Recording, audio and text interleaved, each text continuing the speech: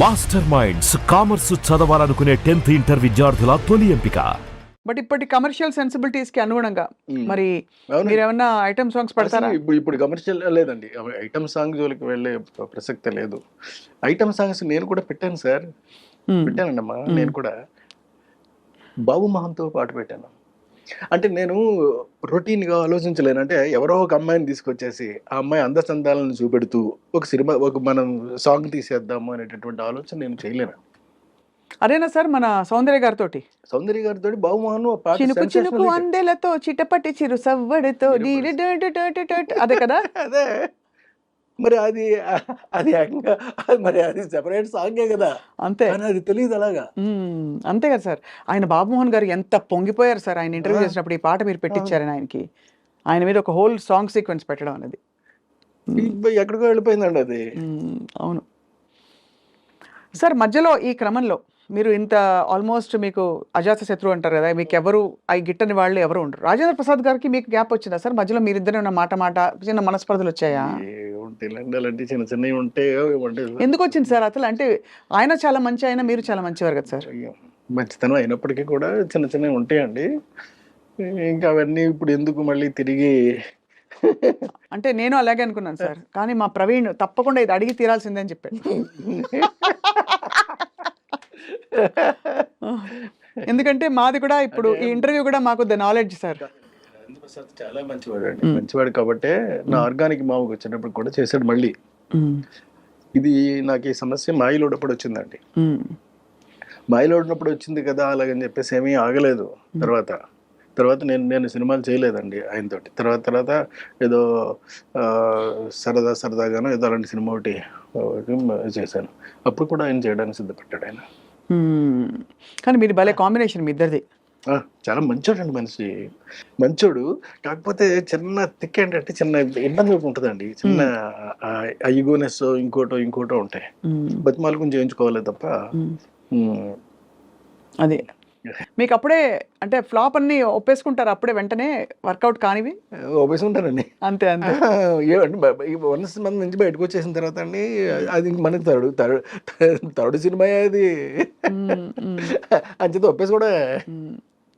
So అలా అందుకనే మీరు ఐ థింక్ మీ కథ కంటే పెద్దగా హీరో ఉండకూడదని అనుకుని అలాంటి వాళ్ళని మీరు ఎంచుకుంటారు. ఎప్పుడు కథ కన్నా పెద్ద హీరోలు, పెద్ద రేంజెస్ వాళ్ళు ఉన్నవాళ్ళు ఉంటే ఆ రేంజెస్ ఉన్న వాళ్ళు ఏం చెప్తారో అది చేయవలసి వస్తుందండి. ఎక్కడైనా రెసిస్టెన్స్ వచ్చిందా సార్? రాజేంద్ర ప్రసాద్ గారు ఉన్నారు, జగపతి బాబు గారు ఉన్నారు. లేదండి, ఎక్కడ రాలేదు. అసలు ఎక్కడ ఏ సినిమాలోనూ ఇంక్లూడింగ్ బాలకృష్ణ యాక్ట్ చేసిన సినిమాలు కూడా అసలు ఎప్పుడు అందులో ఏదైనా ఒకవేళ మనకు 100 రోజులు ఆడినా కానీ సరిగ్గా ఆడలేదేమో అని కనుక అనిపిస్తే అది నా తప్పే ఉంటుంది తప్ప ఆయన తప్ప మాత్రం కాదండి. ఓపెన్ గా చెప్తాను. అది ఎస్వి కృష్ణారెడ్డి గారి ఫేవరెట్ అంటే నేను చెప్పంగానే పలికించే యాక్టర్ అని అంటే ఎవరి పేరు చెప్తారు? ఎందుకంటే అందరూ కుటుంబ కథా నేపథ్యంలో విడిపోయి, కామెడీతో కూడా విడిపోయి, టైమింగ్తో మళ్ళీ సెంటిమెంట్ పండించే యాక్టర్ అండ్ యాక్ట్రెస్. నాకు సౌందర్య గారు చాలా ఇష్టం సార్ మీ సినిమాల్లో. అవునండి, సౌందర్య గారు ఇష్టమే, ఆమని ఇష్టమే. మీరు ఎవరు ఇప్పుడు మీరు సౌందర్య గారు ఆమని చెప్పామనుకోండి, మీరు who is the best actress మీరు చెప్పలేరే. చెప్పలేము. ఎవరికి వారే ఏమన్నా తీరే అంతే కదా. చివరికి వచ్చినప్పుడు కదా ఉంటుంది కదా. అవునవును. అలాగా మనం ఇటు జగపతి బాబు చేశాడు నా సినిమాలో, ఆలీ చేశాడు, తర్వాత మన శ్రీకాంత్ చేశాడు. ఇంతమంది చేసినటువంటి సినిమాలలో ప్రతి దాంట్లోనూ కూడా సినిమాయే పండింది తప్ప, అంటే ఆ కంటెంట్ చూసి జనం ఎస్ శభాస్ర కృష్ణారెడ్డి అన్నారే తప్ప ఎవరు ఒక్కళ్ళు కూడా వేలెత్తి చూపెట్టలేదండి. మీరు ఫ్యామిలీ బాయ్గా తీర్చిదిద్దిన, అంటే అప్పటికే ఆయన ఎస్టాబ్లిష్ అవుతున్నారు జగపతి బాబు గారు. ఇప్పుడు మోస్ట్ సాట్ ఆఫ్టర్ చెడ్డ విలన్, అంటే మంచి డెబోనేర్, మంచి ఒక హ్యాండ్సమ్ అండ్ చాలా చెడ్డ విలన్. ఎలా అనిపిస్తుంది సార్ చూసి మీకు? ఆయన చూసినప్పుడు మన జగపతి బాబు ఇలా ఉన్నారని. పర్లేదండి. అంటే ఏ పాత్ర వస్తే ఆ పాత్రలో వేసుకుంటాను. నేను పాత్రలాగే చూస్తాను తప్ప ఆ క్యారెక్టర్ ఆయన యాక్ట్ చేస్తున్నాడు ఆయన, అంతవరకే. బట్ టు బి ఫ్రాంక్, ఈ మధ్య మీరు ఏమన్నా ఫ్యామిలీ మూవీ చూసారా సార్? వచ్చిందా అసలు? నాకు తెలియదు అనుకోండి, అడుగుతున్నాను. ఫ్యామిలీ మూవీస్ తగ్గిపోయాయండి, బాగా తగ్గిపోయాయి.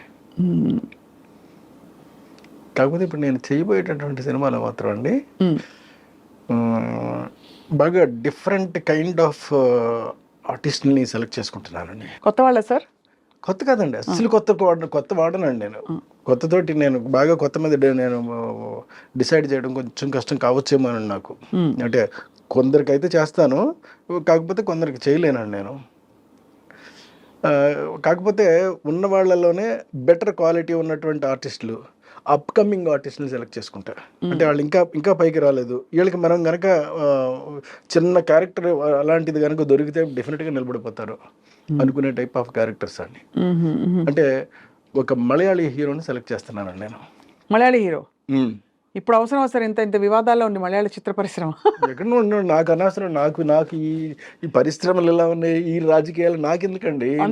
నాకు కావాల్సింది నా కథకు అనువైనటువంటి వ్యక్తి, దట్స్ ఇట్, అయిపోయింది అక్కడతోటి. బట్ ఇంత పెద్ద తెలుగులో మీకు దొరకలేదా సార్ మనకి హీరో?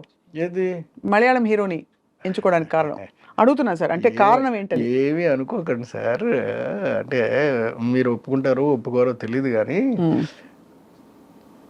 చాలా వరకు ఈ పెద్ద హీరోలు ఇంకా కృష్ణారెడ్డి ఇంకా బాగానే కనపడతాడు అనుకో, ఇలాంటి ఆలోచన అండి.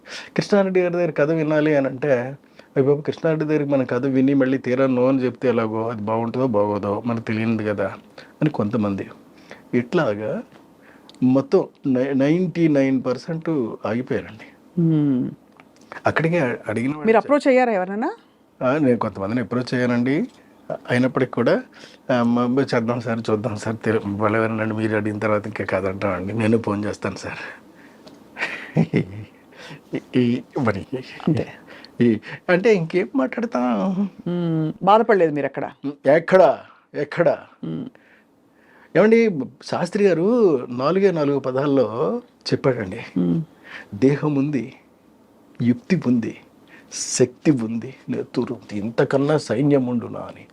దాన్ని మనకి చేతనైతే ఏంటి, అంతే కదా, అంతే. మనకి చేత కాకపోతేనండి, చేతకాని పని మనం వెళ్ళి చెయ్యమండి, చెయ్యం. చేతనైంది మాత్రం చేయటం మానం, చేసే తీరుతాం. సో అందువల్ల మనకి యాక్టింగ్ పొటెన్షియల్, అంటే కథల్ని బాగా నమ్మే పరిశ్రమ ఎవరంటే మలయాళం వాళ్ళు నమ్ముతారు. సో మలయాళం నుంచి నేను ఒకళ్ళని తెచ్చుకుంటున్నానండి. ఒక హీరోనే పట్టుకొస్తాను డైరెక్ట్గా. ఒక హీరోయిన్ని RRRలో చేసినటువంటి ఇంగ్లీష్ హీరోయిన్ పట్టుకొస్తున్నానండి. ఓహో, ఆవిడ ఉంటుంది కదా, ఆవిడ క్యారెక్టర్ మారిస్ అండి ఆవిడ పేరు. ఆవిడ్ని ఒక చైనా నుంచి విలన్ పట్టుకొస్తున్నారండి. చైనా నుంచి? అబ్బో, అసలు ఇది పాన్ ఇండియా కాదు, పాన్ వరల్డ్ కదా సార్. పాన్ వరల్డ్ మరి, సబ్జెక్ట్ అలాంటిదండి, ద నాలెడ్జ్. ఏదో ఒక గుప్త రహస్యంతో కూడిన నాలెడ్జ్ ని ఎవరో చౌర్యానికి అనుపమ్ ఖేర్ని పట్టుకొస్తున్నానండి. అరే రే రే రే సార్, అసలు ఇప్పుడు ఈ హీరోలు ఎంత బాధపడతారు, వద్దని కలుస్తామని తర్వాత చేస్తామని చెప్పిన వాళ్ళు. ఏమన్నా అవనండి, అసలు ఏమైనా అవనివ్వండి, నాకు ఇవంతా అనవసరం అండి. నాకు వ్యక్తి, నా క్యారెక్టర్ కి సూటబిలిటీ ఒకటే నేను చూస్తాను తప్ప రెండోది నేను చూడనండి. వాడికి డబ్బులు ఉన్నాయా ఉండలేదా, నా డబ్బులు పెట్టాను చేస్తాను నేను, అంతే తప్ప నాకు కావాల్సింది ఇది కాదండి. ఇది యాక్చువల్లీ ఇట్స్ న్యూ జానర్ మీకు, బికాస్ అంటే మాకు తెలియదు కానీ కొంచెం సోషియో ఫ్యాంటసీ దగ్గర దరిదాపుల్లో అనిపిస్తుంది మీరు చెప్తుంటే. I may be wrong. లేదు, సైన్స్ అండి, సోషియో ఫ్యాంటసీ మిక్స్ అవుతూ ఉండేటటువంటి నాలెడ్జ్ అనేటటువంటి సినిమా. అంటే మీరు నాలెడ్జ్ అని చైనీస్ వాళ్ళు పట్టుకొచ్చి అన్ని చేశారంటే తప్పకుండా ఏదో కుట్ర, ఏదో ఒకటి పురాతనమైన రివైవలిజం ఉంటుంది, ఏదో సందర్భోచితమైనటువంటి కుట్ర ఉంటుందండి అందులో, అంతేకాదే. కానీ కృష్ణారెడ్డి గారి సినిమాలో కుట్ర చూడడం బాగుంటుంది, సమయోచితమైన సందర్భ శుద్ధిగా ఉండే కుట్రే ఉంటుంది, మళ్ళీ దానిలో ఏదో ఒక మెసేజ్ కూడా ఉంటుంది, కాబట్టి మీరు గీతలు దాటరు.